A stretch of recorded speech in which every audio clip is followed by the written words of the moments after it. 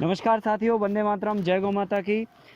आज आपको एक बहुत ही महत्वपूर्ण विषय जो सबके ध्यान में आता है जब कोई नौजवान या कोई किसान खेती करने के लिए कदम आगे बढ़ाता है। निश्चित ही आप समझ गए होंगे, हम बेसिक बात पर आज चर्चा करने वाले हैं। जैसा कि आप सभी लोग जानते हैं, जो किसान खेती कर रहे हैं या जो करने वाले हैं, खासकर उनके लिए जो मन बना रहे हैं खेती करने का, जो नौजवान साथी खेती के काम को करके अच्छा कमाना चाहते हैं, अच्छा लाइफस्टाइल जीना चाहते हैं, उन सभी के लिए एक बेसिक जो सवाल रहता है लोगों के दिमाग में कि हम खेत में पहला कदम क्या रखें और कैसे रखें। साथियों, इसके लिए सबसे पहले नंबर आपको चाहिए कि हम जो है सबसे पहले खेत को क्लीन करें। नंबर जो पहली बात होती है, खेत को क्लीन करना।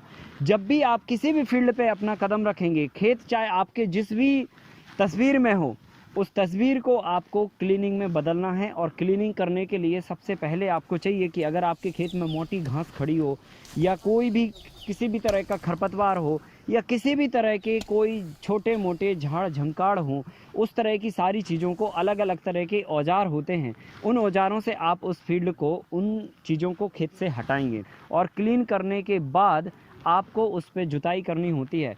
बेसिकली आपको जुताई जो करनी है वो लगभग 9 इंच तक की मिट्टी आपको खेत से निकालनी चाहिए। 9 इंच तक की मिट्टी ही उपजाऊ होती है, या हम ऐसा कह सकते हैं कि जो सनलाइट पड़ती है, उस सनलाइट से जो मिट्टी रिचार्ज होती है या प्रभावित होती है, या हम ये भी कह सकते हैं कि जो मिट्टी में उत्पादन देने की क्षमता होती है, वो मिट्टी 9 इंच तक की ही होती है। और ज़्यादातर अक्सर फसलों की जो रूट जोन होती है, अक्सर जो फसलें होती हैं जो हम खेतों में जनरली लगाते हैं, उन सारी फसलों की जो जड़ें होती हैं वो लगभग 9 इंच तक की गहराई तक जाती हैं।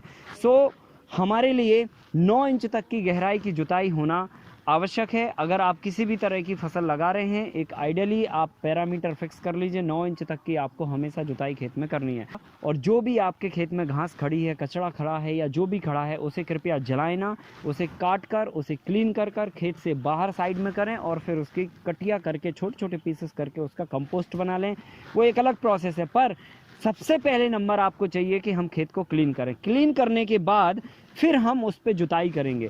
जुताई जब हम करेंगे आपको हम यहाँ पर प्रैक्टिकली दिखा देते हैं, समझा देते हैं कि हमें कैसे फील्ड की जुताई करनी होती है और किस तरीके से जब आप जुताई करते हैं तो जुताई के बाद भी जो हमारा वेस्ट रह जाता है थोड़ा बहुत खेत में, उसको हम फिर कैसे निकालते हैं और फिर बाद में इसका हम कैसे ट्रीटमेंट करते हैं। पहला जो हमारा स्टेप है खेती में कदम रखने में, वो है खेत की क्लीनिंग और ट्रीटमेंट। आपने यहाँ पर देख पा रहे होंगे, जैसा कि हमने यहाँ पर खेत को जोता है, पहले इसकी घास हमने हटाई हुई है। घास हटाने के बाद जो है ना, इसको फील्ड को पूरी तरह से हमने क्लीन कर लिया है।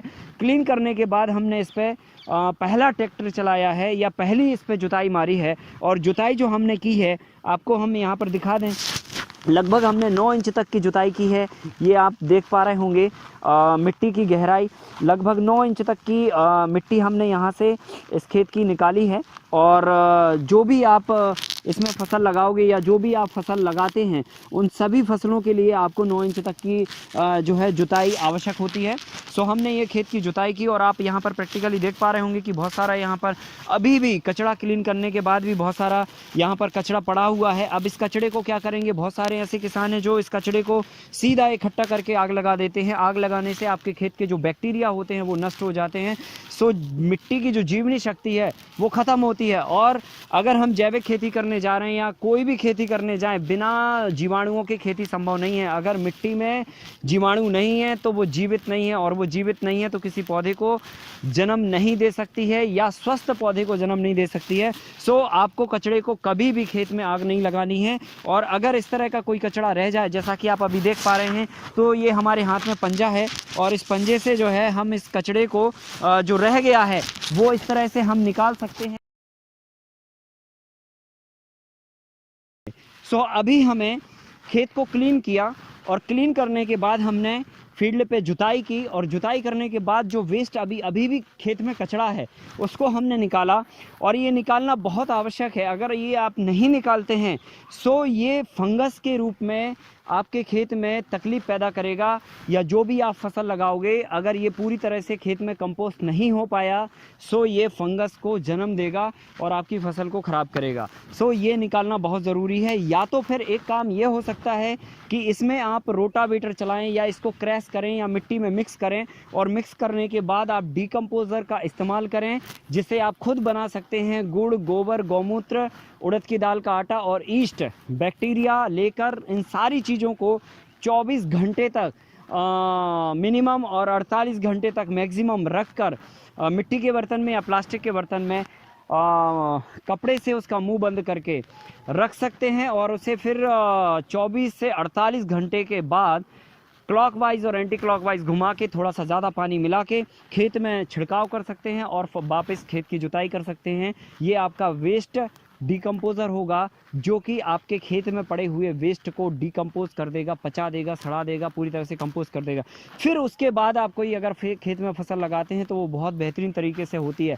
अगर ऐसा नहीं कर पाते हैं, आपके पास वक्त कम है, आप 10 से 15 दिन तक के लिए फील्ड को नहीं छोड़ सकते हैं, सो फिर आपको इस तरह से कचड़े को क्लीन करके खेत में से हटाना होगा। नहीं तो ये कचड़ा जाके मिट्टी में फंगस को क्रिएट करेगा। जब तक ये पचेगा नहीं तब तक फसल को फायदा नहीं करेगा। पहला जो हमारा स्टेप है खेती में कदम रखने का वो है क्लीनिंग और ट्रीटमेंट। सबसे पहले नंबर हम खेत को क्लीन करेंगे, पहली जुताई करेंगे, फिर उसका ट्रीटमेंट करेंगे। सो ट्रीटमेंट के लिए आपको 100 किलो चूने का पाउडर, 50 किलो नीम का पाउडर दोनों को लेकर और आपस में अच्छी तरह से मिक्स कर लें, और मिक्स करने के बाद उसको नीचे हाथ करके और इसको आपको खेत में पूरी तरफ से चारों तरफ से ब्रॉडकास्ट करना है। और जब चूना और नीम पाउडर को अच्छी तरह से आप मिला लें तो एक बात को आपको ज़रूर यहाँ पर ध्यान में रखना होगी कि आप ये काम दोपहर के समय नहीं करेंगे या ऐसे वक्त में नहीं करेंगे जिस वक्त खेत में हवा चल रही हो, क्योंकि अगर हवा चल रही होगी और आप चूना और नीम पाउडर का ब्रॉडकास्टिंग करेंगे तो निश्चित ही है पड़ोसी के खेत को फ़ायदा होगा, आपके खेत को नहीं होगा। हवा चल के सारा मटेरियल दूसरे के खेत में उड़ जाएगा, क्योंकि ये मटेरियल काफ़ी बारीक होता है, डस्ट फॉर्म में होता है। सो इसको छिड़कते समय आप एक बात का ध्यान रखें कि शाम का वक्त हो या तो सुबह का वक्त हो या जो भी वक्त हो, उस वक्त हवा आपकी खेत में नहीं चलना चाहिए। अगर ये आप बात का ध्यान रखते हैं तो निश्चित ही आपके चूना पाउडर और नीम पाउडर के ट्रीटमेंट का फ़ायदा आपके खेत को ही मिलेगा। सो अब हम आपको यहाँ पर बता रहे हैं या दिखा रहे हैं प्रैक्टिकली कि किस ढंग से हम चूना पाउडर और नीम पाउडर को एक साथ में मिलाते हैं। ये हमारा नीम पाउडर है, ये हल्का सा इसमें समझ लो कि लगभग 5 से 10% के आसपास का मॉइस्चर रहता है, क्योंकि ये जो निबोली होती है, निबोली से हम ऑयल निकाल लेते हैं, और ऑयल निकालने के बाद जो खल बचती है उस खल को हम ग्राइंड कर लेते हैं। ग्राइंड करने के बाद ये पूरा पाउडर बन जाता है, और पाउडर बनने के बाद इसे हम खेत में इस्तेमाल कर सकते हैं। सो सामान्यतः ये आपको दुकानों पे मिल सकता है, लेकिन अगर नहीं भी मिल पाए तो आसपास अगर आपके पास नीम के पेड़ लगे हों तो नीम की पत्तियों को आप कलेक्ट कर लीजिए, और लगभग 200 किलोग्राम के आसपास गीली पत्तियों को लेकर उनको कंपोस्ट कर लीजिए, और कंपोस्ट करने के बाद कुछ मिट्टी में मिला के और चूने के साथ में आप मिला सकते हैं। सो ये भी एक तरीका है सामान्य और बहुत आसान है, जो आसानी से सब कोई कर सकता है। सो नीम पाउडर का ये आपको मैंने बता दिया, और चूना पाउडर जो है ये पत्थर से बनता है। सो लाइम स्टोन जो होता है, जो घरों में हम लाते हैं और उसे पानी में भिगो के दीवारों पर पेंट करते हैं, वही चूना है। बस उस चूने में जो हल्की सी नमी आ जाती है, सो नमी के कारण वो पत्थर फूट जाता है, और फूटने के बाद जो है ना वो पाउडर बन जाता है, डस्ट बन जाता है। सो ये चूना पाउडर कहलाता है, और इसे आप जनरली हार्डवेयर की दुकान से ले सकते हैं। लेकिन आप इसमें एक चीज़ का सावधानी रखें, जब भी आप चूना पाउडर लें सो ये ध्यान रख लें कि ये वास्तविकता में चूना पाउडर है भी या नहीं, या ग्रेनाइट पाउडर है। जनरली सफ़ेद के रूप में जो है ना हमें ग्रेनाइट पाउडर भी कभी कभी मिल जाता है। सो इसके लिए आप हाथ से टेस्ट कर सकते हैं, एक सामान्य प्रोसेस है।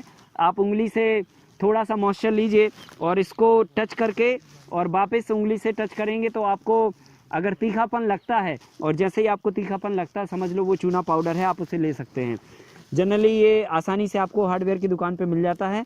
और इसको फिर ये देखिए, ये चूना पत्थर है और ये लाइमस्टोन है, और बेसिकली ये जो है पेंट के लिए इस्तेमाल होता है, इसी को खाने के लिए इस्तेमाल करते हैं, और इसी के लिए हम खेत में भी इस्तेमाल करते हैं। और अगर मान के चलो चूना पाउडर आपको ना भी मिले तो आप लाइमस्टोन भी खरीद सकते हैं, चूना पत्थर भी खरीद सकते हैं, और ख़रीद के इस पे पानी के कुछ छींटे मार दीजिए, थोड़ी देर में ये पूरी तरह से बिसक जाएगा, मतलब फूट जाएगा और पाउडर बन जाएगा, और फिर इसे आप इस्तेमाल कर सकते हैं। सो अब हम आपको दिखा रहे हैं कि यहाँ पर हम कैसे चूना पाउडर और नीम पाउडर को आपस में मिक्स कर लेते हैं। और पूरी तरह से ये हमने इसको मिक्स किया है एक रेशो में, 100 किलो चूने का पाउडर और 50 किलो नीम का पाउडर। देखिए ये हमने पूरी तरह से मिक्स कर लिया है चूना और नीम पाउडर को प्रॉपरली, जिसमें आपको चूना अलग नहीं और नीम पाउडर अलग नहीं दिख पा रहा है। ये अलग ही कलर बन गया, एक ग्रे कलर बन गया। सो अब हमें इसे खेत में डालना है, और इसे डालने से पहले मैं आपको एक दो बातें बता दूं कि इसको डालने से पहला फ़ायदा तो हमें ये होता है कि जब हम कैल्शियम खेत में देते हैं तो बेसिकली नाइट्रोजन तत्व आपकी ज़मीन में काम करना चालू कर देता है। लगातार पिछले 60-70 वर्षों से हम लगातार यूरिया का इस्तेमाल कर रहे हैं, और यूरिया के इस्तेमाल करने के कारण हमारी ज़मीन का जो चूना है या कैल्शियम तत्व है वो ख़त्म हो चुका है, क्योंकि जब नाइट्रोजन तत्व ज़मीन में काम करता है तो चूना ख़त्म होता है, चूने की रिक्वायरमेंट ज़्यादा होती है, और चूना अगर हम नहीं डालते हैं तो नाइट्रोजन तत्व ठीक से काम नहीं करता है, सो पौधे की ग्रोथ अच्छे से नहीं हो पाती है।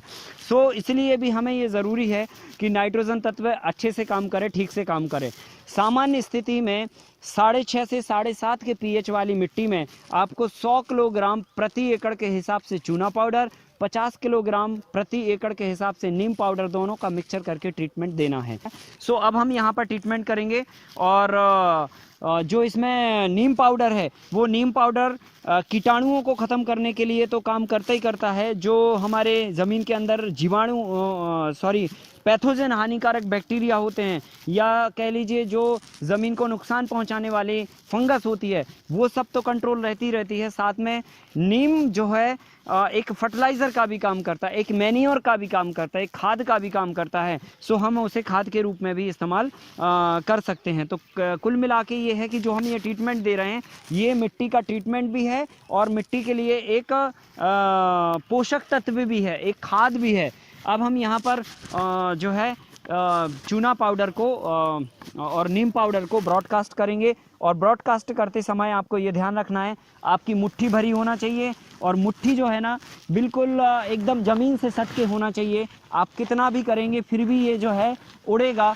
अब अगर आप इस बात को समझ पाएँ तो समझ जाइए कि जब ये सामान्य स्थिति है, अभी कोई हलचल नहीं है, आप देख पा रहे हैं एक पत्ती भी नहीं हिल रही है खेत में लगे पेड़ों की, तो उस स्थिति में भी ये उड़ रहा है। तो जब आप हवा चल रही होगी खेत में तो निश्चित ही ये पड़ोसी के खेत में जाएगा। सो आपको अगर अपने ट्रीटमेंट का भरपूर लाभ लेना है तो नीचे हाथ करके और सुबह के समय या शाम के समय जो है इसका छिड़काव करें, और इस तरीके से आपको ये ब्रॉडकास्ट करना है चूना और नीम पाउडर को। फिर इसे जोत कर मिट्टी में मिला के 10 से 15 दिन के अंतराल तक इसे रखना है, और फिर उसके बाद इसमें आपको फसल बोनी है। सो ये हमने आपको पहले खेत को डिज़ाइन करने का, या खेत को एक आइडियली बनाने का, एक खेत को एक आदर्श रूप में स्थापित करने के लिए हमें कौन कौन से स्टेप पर काम करना है, सो हमने पहले स्टेप पर आज आपसे बात करी। आगे बहुत ही जल्दी हम आपसे दूसरे स्टेप के बारे में बात करेंगे। तब तक के लिए आप सभी के लिए वंदे मातरम, जय गौ माता की, नमस्कार।